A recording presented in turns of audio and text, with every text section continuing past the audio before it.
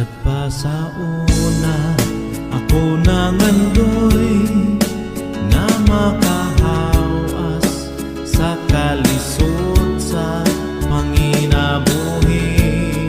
Apanon saon nga pobre man lang ang namatan ko nga ginikanan.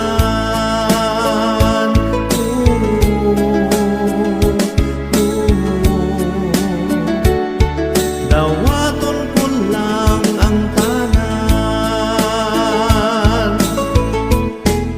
apan bisan pa ni anang tanan, nagmalipayon ang